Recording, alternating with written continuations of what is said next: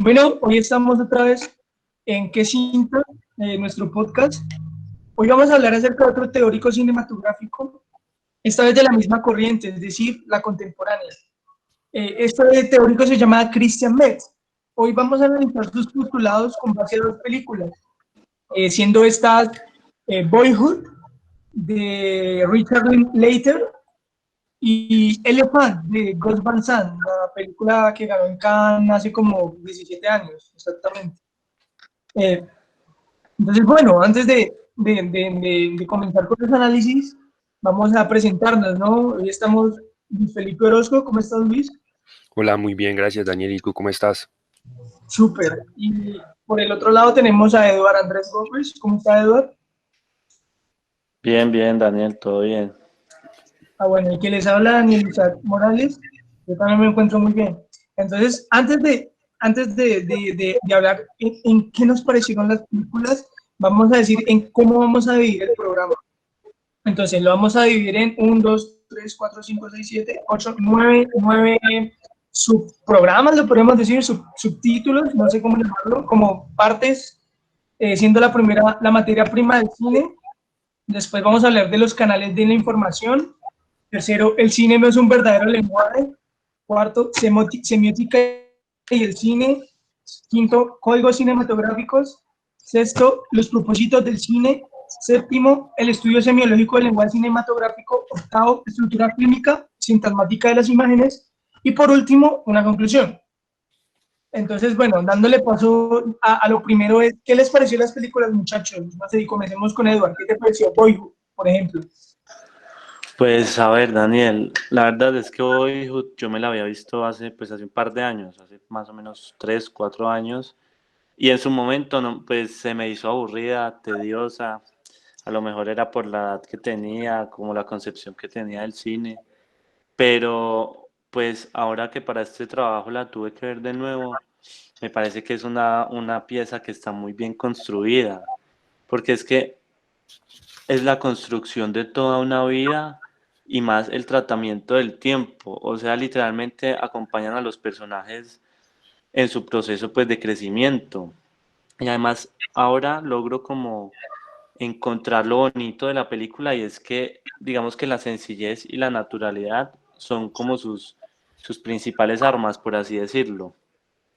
Y por otro lado, siento que digamos que esta vez sentí mucha más empatía porque es como esa película es como un viaje emocional y es un viaje emocional que todos hemos vivido, todos hemos tenido como ese proceso de crecimiento hasta la etapa de madurez pues que nos muestra la peli al final y a veces no somos conscientes de eso, no somos conscientes del paso del tiempo y de la cantidad de cosas que hemos vivido. Entonces ahora me pareció muy buena. Yo concuerdo, me pareció una película espectacular. Y bueno, Luis, ¿a vos qué te pareció esa o qué te pareció Elephant de Gus Van Sant? Contanos, cualquiera de las dos. Sí, pues teniendo en cuenta Boyhood, como lo dijo Edward, por ejemplo, yo sí me sentí muy identificado como en todo este proceso de crecimiento y madurez de los protagonistas. Aparte porque, no sé, siento que de alguna manera el director supo utilizar muy bien muchos referentes como para nuestra generación, por así decirlo.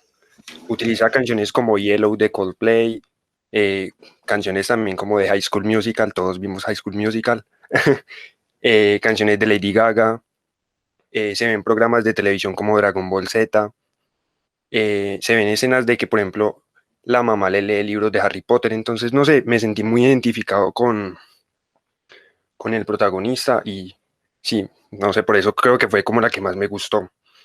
Por otro lado, Elephant, pues que retrata la masacre de Columbia, creo que es, si no estoy mal. Eh, Columbine, sí. Columbine, ese nombre, es que sí, se me olvida bien cómo es el nombre. Pero pues es como, no sé, bastante creepy, pues como en cierto sentido, pero lo deja uno también bastante pues fascinado como la forma en la que el director decide contar todos los hechos desde diferentes perspectivas, cómo maneja el tiempo. eh, no sé, fue también una película que me gustó muchísimo en la forma en la que está narrada todo tipo, pues, de hechos. Digamos, hago ahí una acotación pequeña sobre Elephant, y es que me parece interesante que el director como que no solamente cuenta los hechos, sino que trata de mostrarnos como un antes y un porqué. Entonces, como ese acercamiento a esa sociedad norteamericana me parece muy, muy áspero. Sí, muchachos, yo, a ver, antes de dejar como mis impresiones de las películas, yo les tengo que confesar algo.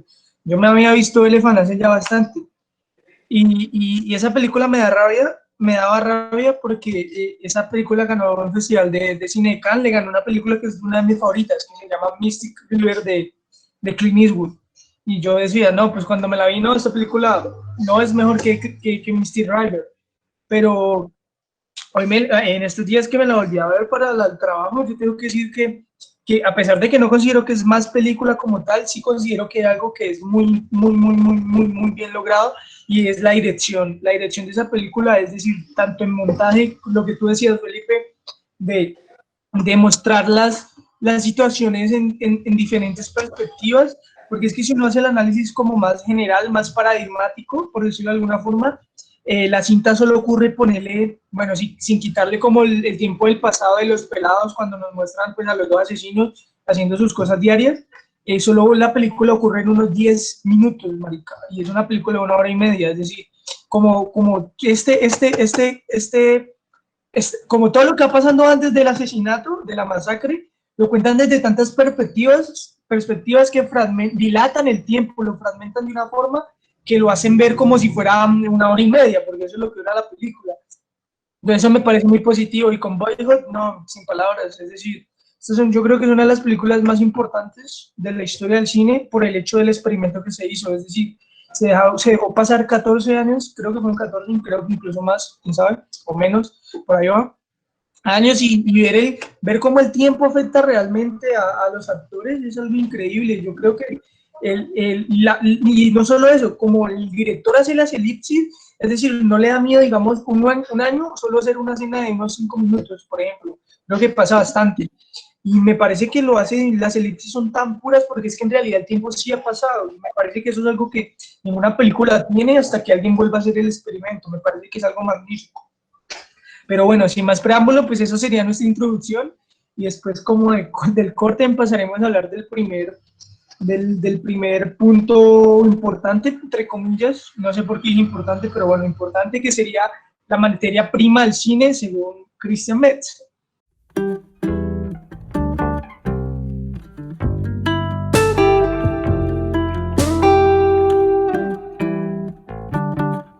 Metz divide la materia prima del cine en dos factores. Esto me parece muy interesante, siendo el primero la fílmica y el segundo la cinemática.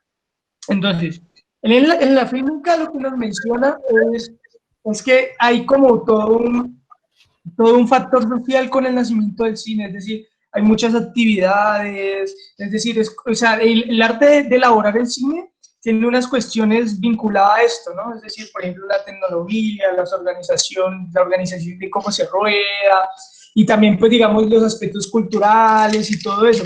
A mí me parece que esto es muy interesante, no sé si podemos hablar, porque yo creo que esto es algo que no toca ninguno de los otros teóricos, ni siquiera Jean Mitre, y es, por ejemplo, todo el aspecto cultural, ¿no? Porque recordemos que vivimos en una sociedad que se basa en estructuras, ¿no? Y esas estructuras son muy significativas, tienen mucho aspecto semiológico. Sí, claro, y teniendo en cuenta lo que dice el compañero Daniel, es como importante resaltar que los directores nos arrojan cierto tipo de datos como culturales o de historia temporales del momento en el que están transcurriendo los hechos, como para que los espectadores sintamos un poquitico más de empatía. Como mencionaba yo anteriormente, por ejemplo, la película comienza con una canción que creo que es muy conocida a nivel cultural, que es Yellow de Coldplay.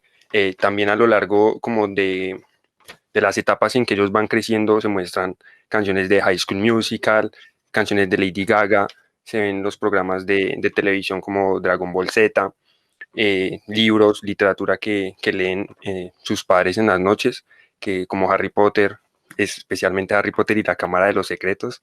Y también, por ejemplo, me parece algo muy importante de resaltar como que más que todo en Boyhood en ese momento, que se notaba mucho como el auge que había en el momento en que Bush estaba gobernando.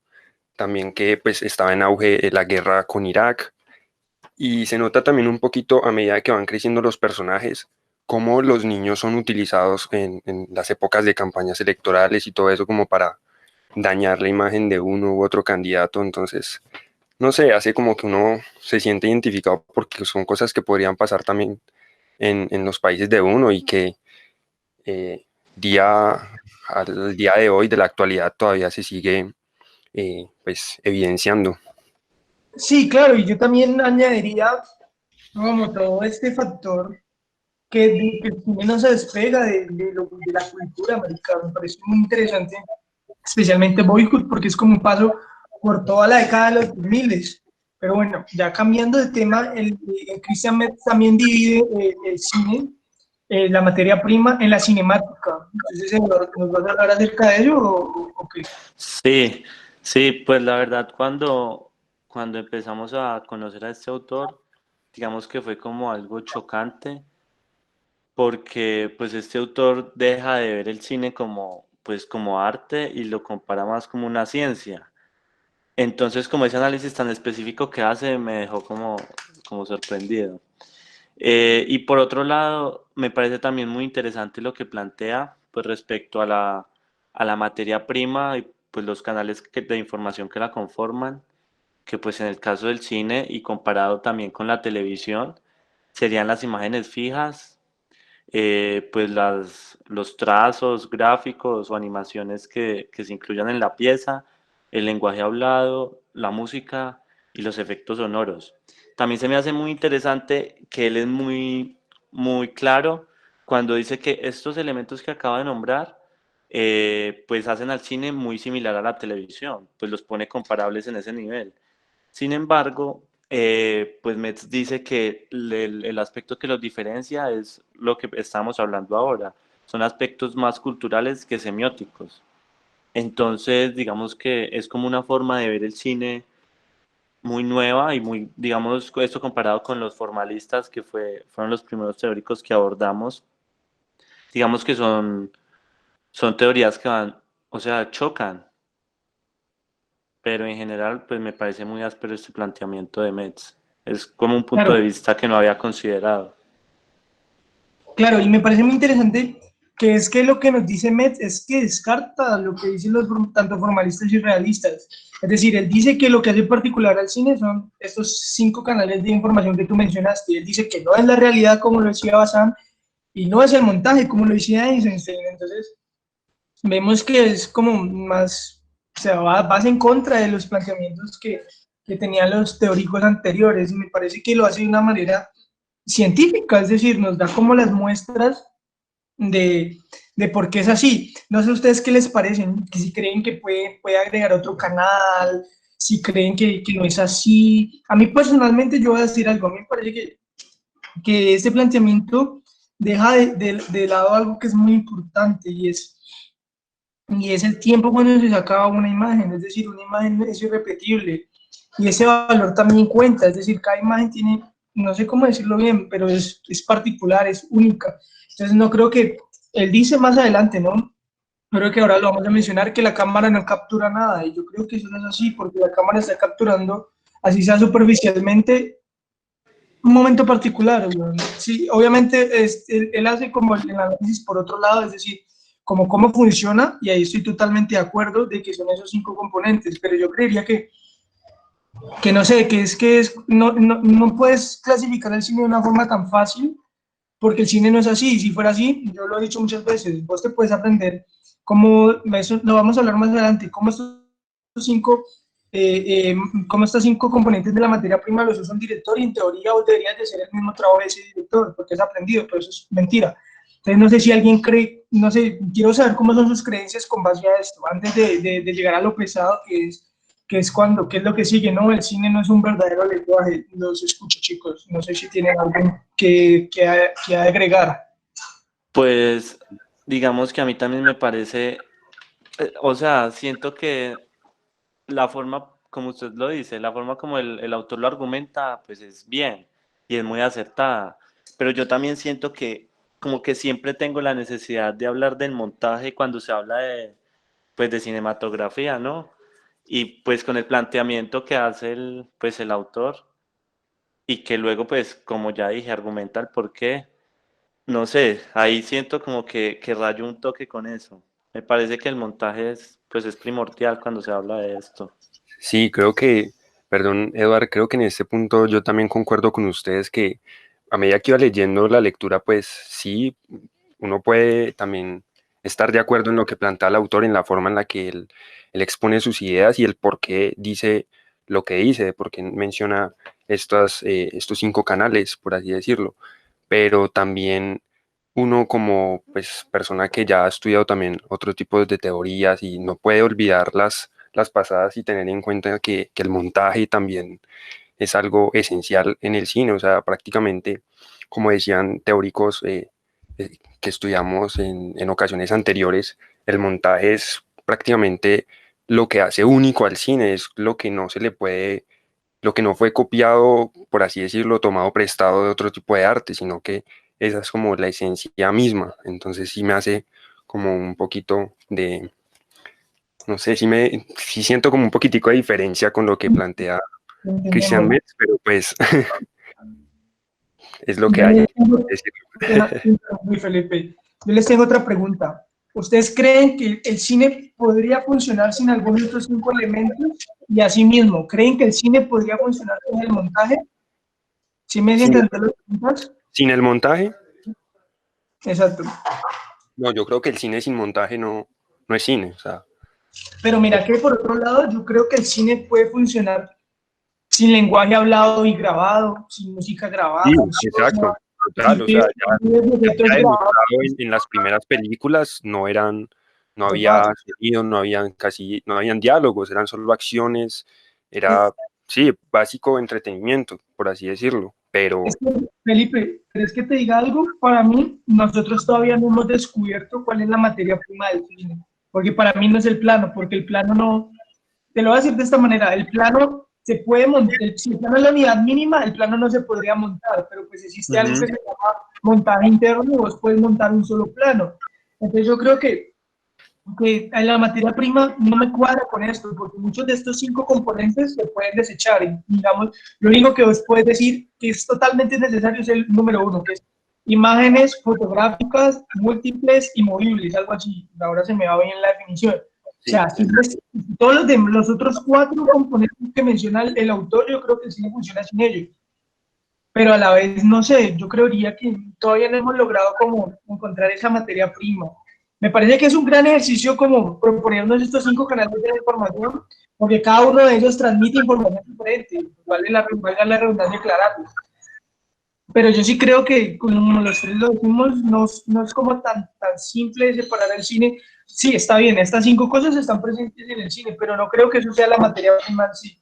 Bueno, en fin, esa es mi opinión y respeto toda la argumentación que dio Christian Metz, me parece que está muy buena. sí, Ya, sí. bueno, creo que con eso acabamos la segunda parte, que la incluimos en la primera, que es hablar acerca de, de los canales de información, que fueron los 5 que mencionamos.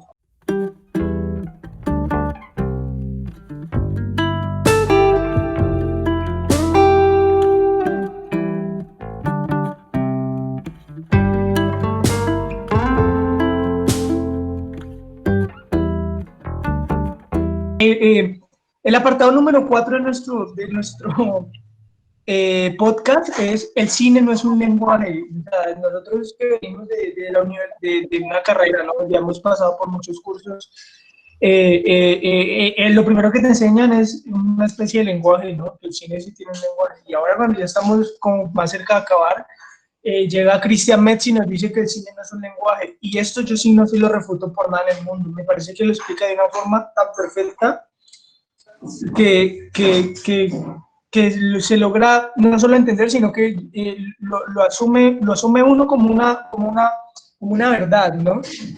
Entonces, a ver, lo que él plantea básicamente es que el cine no es un lenguaje por 2 cosas, bueno, pues son varias. Porque el lenguaje es intercambiable, primero porque el lenguaje es intercambiable entre personas, entonces obviamente, ¿no? En el cine solo hay como un foco que es lo que hace el director y todo eso, y pues el que ve, ¿no? Pero el que ve no le puede retroalimentar al director. Luego él plantea algo muy interesante con el significante y el significado, es decir, el cine está, ambas cosas están muy pegadas, no se pueden llegar a construir sinónimos porque las imágenes como tal, yo creo que esto va muy ligado porque no, lo que yo decía antes, no hemos descubierto la materia prima, es decir, el significado y el significante en el cine no puedes contar una imagen de varias formas, por ejemplo, solo tenés una. Y eso me parece que es muy interesante y muy bien plantado por parte de nuestro señor Christian Metz. Pero yo los quiero escuchar, chicos. ¿Ustedes qué opinan con esto de que el cine no es un lenguaje? ¿Están de acuerdo conmigo y con Metz? Que, bueno, yo he tomado la postura de Metz. ¿Qué opinan ustedes? ¿Qué les parece esto? Los quiero escuchar. Sí, sí, totalmente, Daniel. Es que me parece que siento que me pasó exactamente lo mismo que a ti, que al principio hay una materia exactamente que se llama lenguaje cinematográfico. Y, y ahorita ya, para culminar, llegan y nos dan casi que una cachetada diciendo como, oiga, no, mire, eso no es así, como ha estado creyendo durante toda la carrera. Y lo que nos dice Christian Metz es que el cine es por naturaleza un medio de expresión que sirve para transmitir ideas y sentimientos. Que el cine no es un lenguaje propiamente lingüístico, ya que no tiene una estructura gramatical, entonces pues no se puede considerar propiamente lenguaje. Lo que sí es como una especie de lenguaje de significantes y significados, como lo mencionó anteriormente ahorita Daniel, y posee cierto tipo de reglas, reglas básicas de puesta en escena o de montaje, pero pues que son cierto tipo de reglas que se pueden romper en algunos momentos si el director o el realizador lo sabe argumentar de una muy buena manera. Para poner un claro ejemplo de este tipo de reglas es, por ejemplo, la regla de los 180 grados que nos han enseñado pues a lo largo de la carrera, pero también se ha visto que varios directores a lo largo de la historia del cine han roto pues como esta regla de los 180 grados dentro de las escenas y lo han sabido hacer de manera correcta para que no se sienta un choque en la película ni nada. Entonces pues sí, concuerdo con el autor también en este apartado. No sé, Total. Eduardo. A Edward, pero quisiera hacer una acotación muy corta. Dice Luis Felipe, es que esas convenciones de cómo establecer algo es como muy ligado, por ejemplo, a lo que ha hecho Hollywood, ¿no? De caminar un estilo como el dominante, pero no es como que fuera obligatorio. Es decir, vos para decir algo con una palabra tenés que decir exactamente esa palabra. En cambio acá no, vos puedes contarlo como de tantas, o sea, es decir, no es como que es obligado, ¿no? Si vos querés hacerlo como lo hace, no sé, como lo hace el montaje clásico, lo haces así, pero después, bueno, llega Jean-Luc Godard y François Truffaut y Eric Romer y todos ellos, y te dicen que no es así, que vos lo puedes hacer de otras maneras, vos puedes contar es como ese raccord, ¿no? Entonces ahí nos damos cuenta, bueno, creo que me extendí mucho, es que esas como manifestaciones de lenguaje no son como del sistema en sí del cine, sino que son culturales. Es decir, todo eso se aprende por un contexto de cómo se produce el cine en determinado tiempo. No sé si comparten conmigo eso. Bueno, ahora le doy paso a Eduardo. Sí, sí, no, yo estoy de acuerdo pues, con lo que ustedes plantean y pues también considero que más que reglas son pues planteamientos culturales y que han acompañado al cine pues a lo largo del tiempo. Pero ahora sí, pues hablando de lo que plantea Metz, cuando nos dice que el cine no tiene gramática, me parece muy interesante la analogía que hace, bueno, la comparación que hace entre el cine y pues el lenguaje verbal o el lenguaje escrito. Y nos dice que pues en el cine, voy a citar un apartado del texto que dice, en el cine existen reglas de uso, pero no son ni tan estrictas ni tan intrincadas como las del lenguaje verbal. Y pues él pone el ejemplo con el español y nos habla pues de las reglas que son la ortografía, la acentuación, los prefijos, el uso del sustantivo, el verbo, la construcción de las oraciones, todo esto y como dice Daniel, o sea, son reglas que hay que seguir. Es la única forma de construir, pues, sentido en lo que se dice y lo que se escribe en el español. A diferencia del cine, pues que estas reglas no son tan estrictas. Por ejemplo, Boyhood es un muy buen ejemplo para eso, y es que esta película pues muestra la vida de un adolescente y muestra pues lo que pasa a lo largo de su vida. Esta película pudo haber sido contada como, pues, como se han contado ese tipo de películas, y es, se contrata un actor para hacer de niño, un actor para hacerlo adolescente y un actor para hacerlo adulto, y ya está, problema resuelto. Pero no, o sea, el director prefirió esperar 14 años para trabajar con el mismo actor y ver pues su proceso de desarrollo completo. Entonces, digamos que es como esa construcción del cine que parte es de la forma, desde donde se aborda.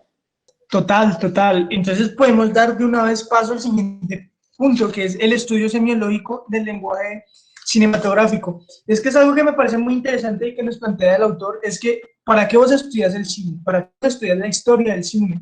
Y es decir, es para esto, es para encontrar esos códigos particulares que se han hecho a partir que se han establecido en el bagaje cultural de cómo hacer cine, ¿no?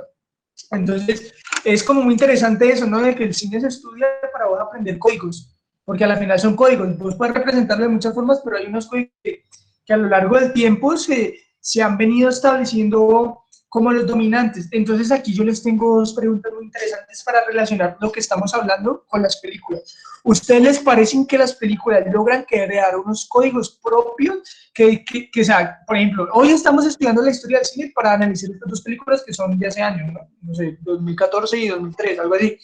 Es decir, o la estamos analizando porque tienen códigos particulares, ¿no? ¿Ustedes cuáles consideran que son esos códigos? ¿Para qué creen que se debería hacer un estudio semiológico de estas películas? Las escucho.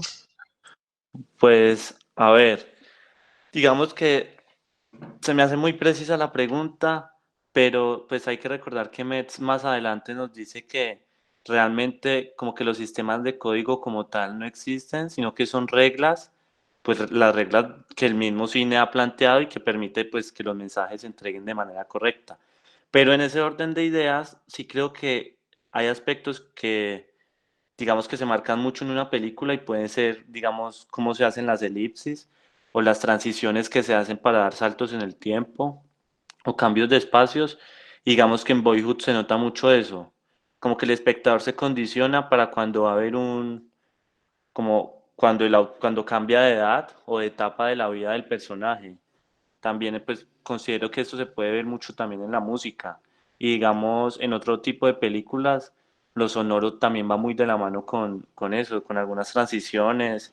O por ejemplo pues en la película de Tiburón, cuando se escucha el sonido y la gente ya sabe que va a venir el tiburón aunque no lo vea. Digamos que son formas en las que los espectadores entienden el mensaje, reciben el mensaje. Sí, son códigos particulares y me parece que tú abordas el principal de hoy y es las elipses. Como lo decíamos nosotros antes, ¿qué otra película tiene eso? ¿Qué otra película se ha tomado 14 años para tener ese elemento particular? Vos puedes contar la historia con actores, pero tenés un sistema cultural de códigos, que no serían códigos como tal, pero es como el sistema cultural que ha implantado el cine, y por eso es el estudio semiológico, de que es diferente, es una manera particular, ¿no? Ahora tocará ver quién la empieza a hacer así, ¿no? ¿Quién empieza a hacer lo mismo que en Boigo?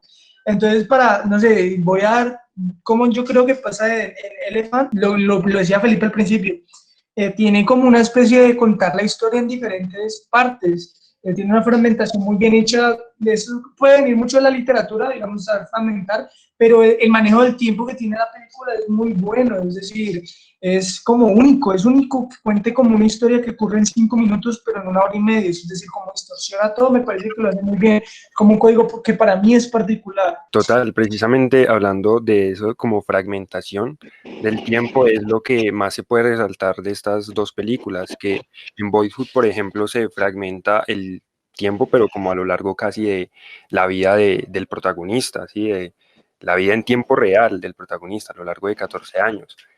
Y se logra fragmentar, pues, en mostrar en 2 horas y pedazo. Mientras que en Elephant es un suceso que, como contamos al principio, dura aproximadamente 10, 15 minutos en la vida real, pero que el director logra fragmentar de cierta manera desde diferentes perspectivas, mostrando diferentes tipos de detalles y todo, eh, en 1 hora y media o 1 hora y 20 más o menos.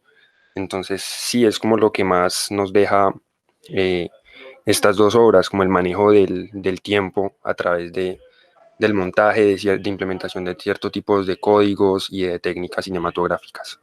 Se puede decir que hay diferentes códigos, ¿no? Los códigos específicos, que creo que es lo que acabamos de mencionar.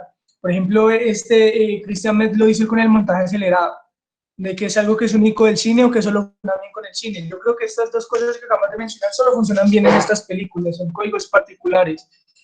Y hay también unos códigos culturales que creo que eso ya lo hablamos, no creo que sea necesario que lo volvamos a hablar, que era lo que decía Felipe, de, de toda esta significación que tienen las películas por pasar en diferentes periodos. Por ejemplo, con la de Gus Van Sant, estamos hablando de un periodo que Estados Unidos está vuelto nada, es decir, hace nada pasó lo de las Torres Gemelas, ahora estos pelados matan a un poco de gente, es decir, es un país que está viviendo una época, o sea, es decir, todos estos acontecimientos externos, cómo afectan a los niños, que yo creo que es lo más importante, es como un código cultural, ¿no? Y también, digamos, todo como estas dos películas logran transmitir su momento, su momento cultural de la época en la que es filmada, porque bueno, pues la película de Gus Van Sant ocurre pocos años después de la masacre de Columbine, entonces es como muy reciente, esto todavía está en la cultura, y ambas películas la logran transmitir muy bien.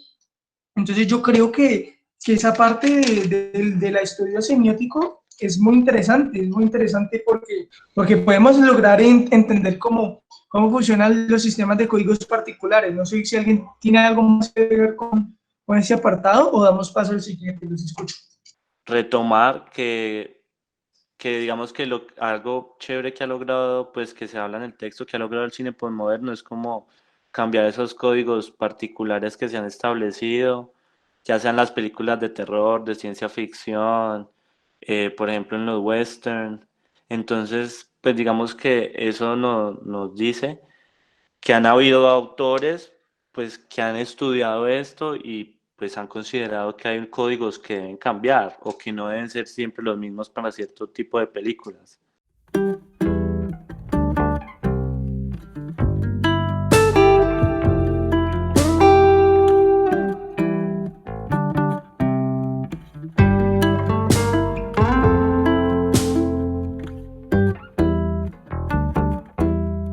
Bien, entonces ahora vamos a hablar acerca de los propósitos del cine.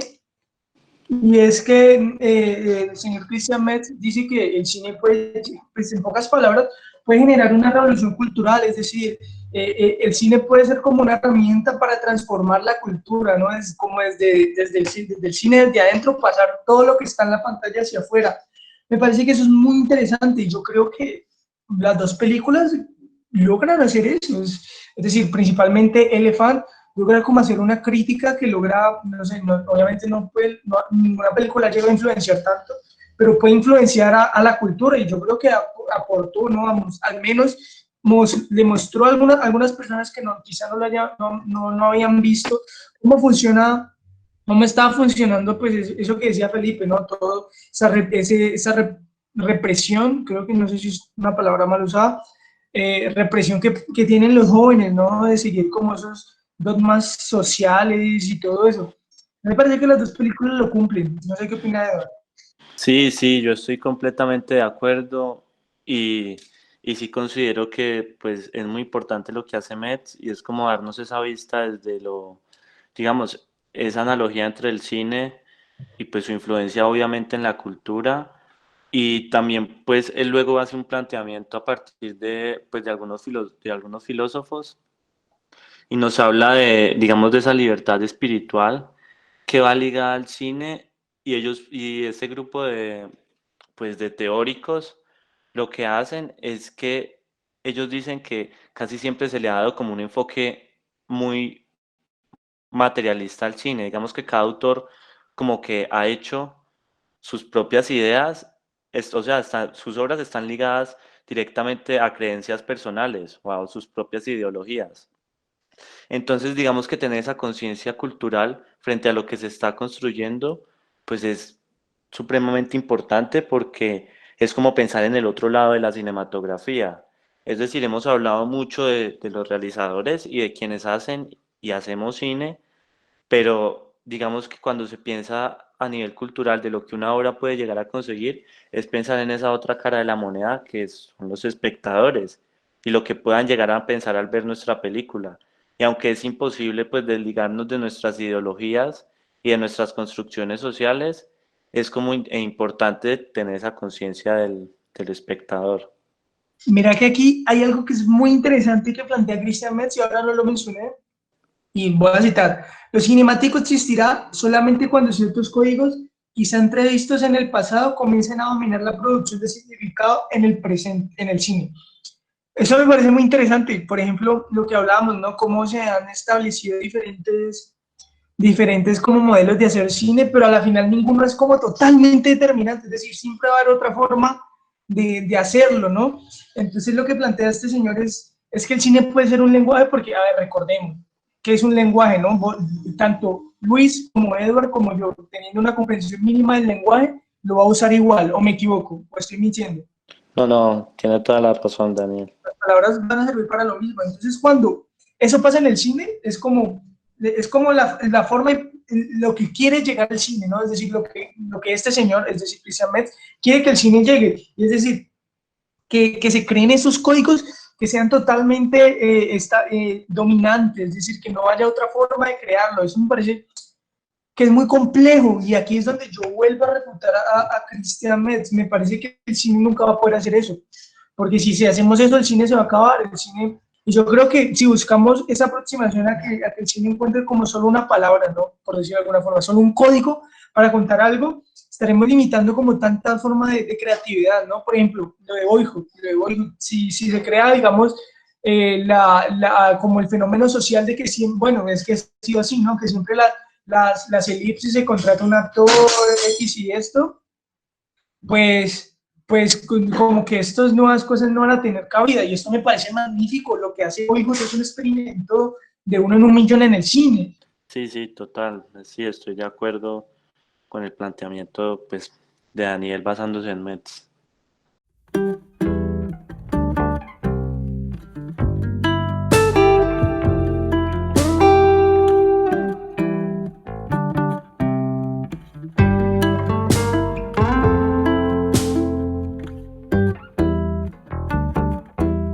Christian Metz toca un tema muy interesante, y es la estructura fílmica, es decir, la sintasmática de las imágenes. Esto me recuerda mucho a cuando veíamos semiótica. Yo la vi con Eduardo hace rato, de que como en el lenguaje hay como unos sintagmas y unos paradigmas. Entonces el paradigma, pues va a empezar por ahí. Es como el sentido global que abarca algo. En el lenguaje que hablábamos, ¿no? Que hablamos por el escrito. Entonces era como el sentido global de un párrafo, de un texto. Entonces Christian Metz nos dice que eso también pasa en la película, y que ese sentido global es como en sí la película en su totalidad. Pero para que haya estos paradigmas, tienen que haber ciertos sintagmas, ¿no? Que se unan como en cadena para formar ese paradigma. Entonces, pues en el lenguaje escrito, pues nosotros sabemos que es como las diferentes palabras, ¿no? Pero acá en el cine es totalmente diferente, porque este mes nos dice que son 6 sintagmas principales.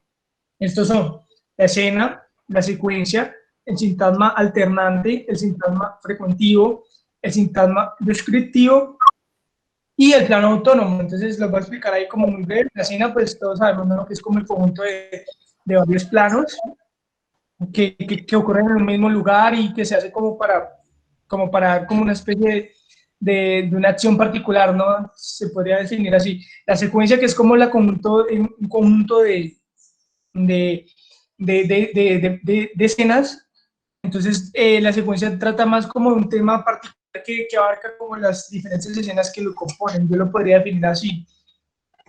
Después está el sintagma alternante, que es yo lo considero mucho como la manipulación del tiempo. Entonces está como el montaje alternativo y el montaje paralelo.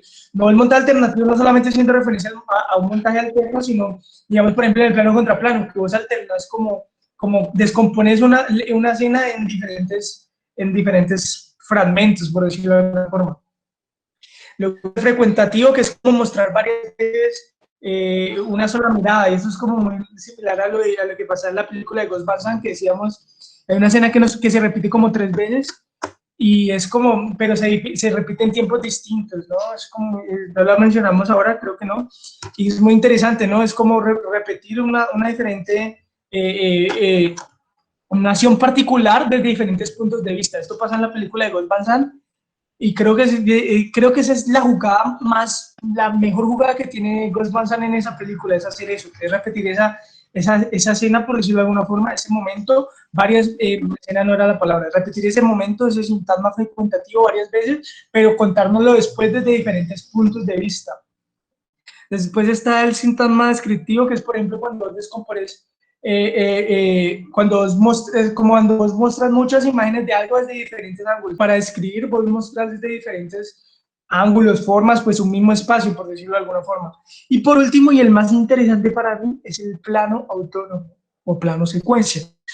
Y yo creo que aquí es donde tenemos algo que podemos hablar, y es que el plano secuencia, y es lo que yo decía desde hace rato, para mí, con todos los autores que hemos dicho, no hemos encontrado como la materia prima del cine aún, es como un pensamiento particular, y es que el plano secuencia puede tener todas las 5 que mencionamos. Bueno, sí, las puede tener porque puede jugar con la puesta en escena y hacer cambiar el tiempo de diferentes maneras, cosas así. Bueno, ese sería el sexto sintagma que plantea nuestro amigo Christian Metz.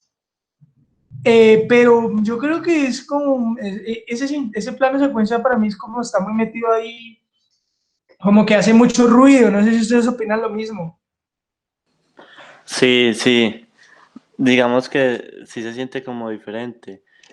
Yo quería pues decir que a grandes rasgos me parece como muy interesante esta forma de verlo, pues como este planteamiento de Metz, este esquema que construye a partir pues de lo que él considera que son los sintagmas del cine, que digamos que al final de cuentas terminan siendo elementos que nosotros antes de la lectura considerábamos pues elementos del lenguaje cinematográfico, como bien pues lo explicaba Daniel, cuando se habla del montaje, del plano en sí y pues de esa construcción a partir de esos elementos. Entonces pues considero que en general pues el esquema es muy funcional y digamos que termina respaldando toda la teoría cuando Metz plantea que que el cine no tiene un lenguaje propio. Claro, porque si vos ves al final lo que yo decía antes, es como, vos puedes aprender cómo alguien usa estos 6 componentes, pero no lo vas a poder hacer igual. Y yo creo que a pesar de que el cine sí se divida, es decir, en su mayoría se divida así, es decir, se divida en estos 6 sintagmas, yo creo que cada director, cada autor logra plantear esos sintagmas de una manera particular, cada uno. Y entonces ahí es donde yo digo que el estudio semiológico, ya para concluir y dar paso a la conclusión, ya, bueno, hago el parado, vamos a concluir. Es que, pues voy a empezar con mi conclusión, es que a pesar de tener como todas las formas de escribir, ¿no? Cada director lo hace de una manera particular, es decir, Gus Van Sant y el director de Boyhood, que es el señor Linker, sí señor, manipulan estos sintagmas de una manera diferente.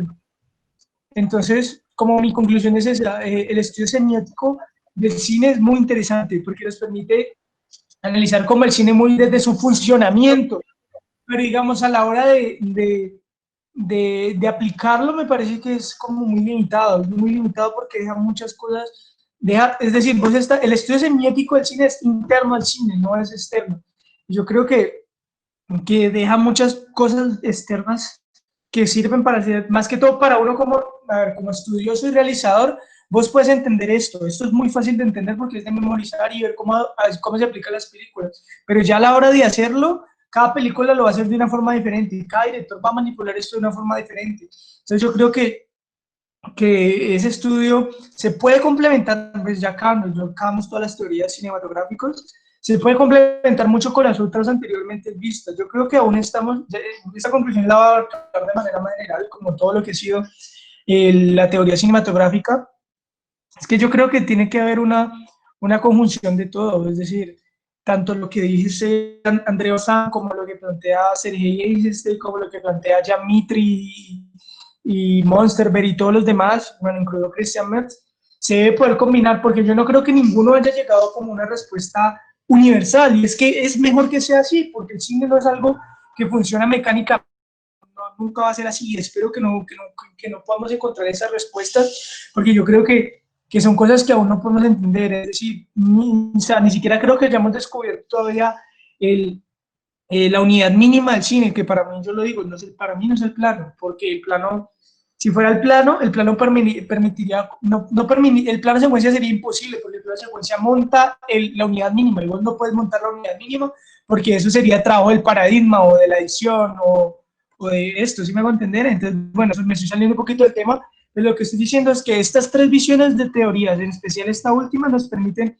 es decir, es como coger de todo un poco para poder plantear bien como, pues, como conocer las diferentes variantes, ¿no? Como lo mismo lo dice del estudio de la historia del cine, el conocer el estudio de las teorías para poder aplicarlas, ¿no? Aplicar de esto un poquito, de esto otro poquito, pero me parece que este análisis de Christian Metz es el más completo en cuanto a tratar de explicar el cine como lenguaje y a su vez como no lenguaje, porque al final él concluye que es un lenguaje metafísico, más limitado, digamos, en cuanto comparado al lenguaje escrito. No sé si está bien dicho lenguaje escrito, perdón, pero sí es al final un lenguaje metafísico, y es algo que es mucho más importante. Al momento de ser montar un lenguaje metafísico, yo creo que necesitamos conocer las otras teorías para poder ser un buen realizador, ¿no?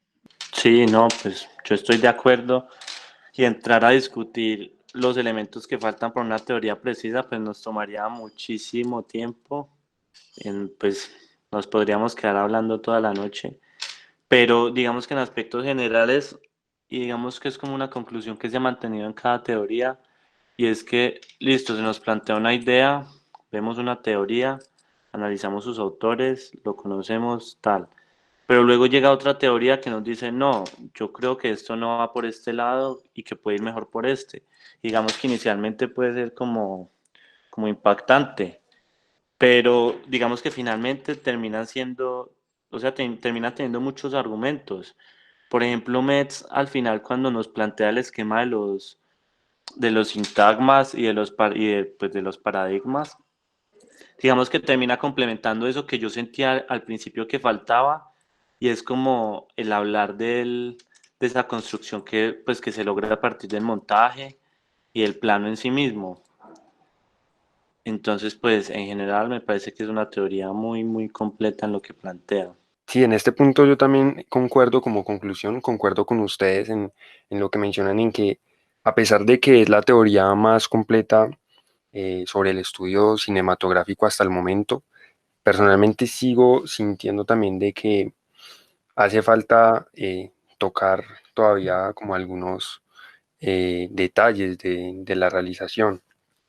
Y, y no sé, me parece que el haber analizado esta teoría con estas películas me ha abierto un poquitico más como, no sé si decir la mente, como, pues sí, pero al analizar ya todas las películas como de manera distinta, desde que empecé a ver semiótica, perdón, es como se llama la materia, que la vi como en tercer, cuarto semestre, no recuerdo bien, me llamó mucho la idea de poder eh, analizar todas las películas como el porqué de las cosas, por así decirlo, el porqué de ese tipo de planos, de cómo el director nos quiere contar las cosas, de por qué se demora más un plano que otro, por así decirlo. Y creo que esta teoría nos permite adentrarnos muchísimo más y saber más sobre ese tipo de análisis cinematográfico.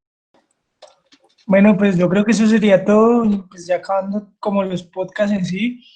Muchas gracias, chicos, por estar hoy, y gracias a cualquier persona que nos escuche. A todos los que nos escuchan, qué agradable tener ese tipo de experiencias y compartir como diferentes tipos de vista en torno a teorías y películas. Entonces, pues nada, esto ha sido todo por este capítulo de Qué Cinta. Nos vemos luego, muchachos.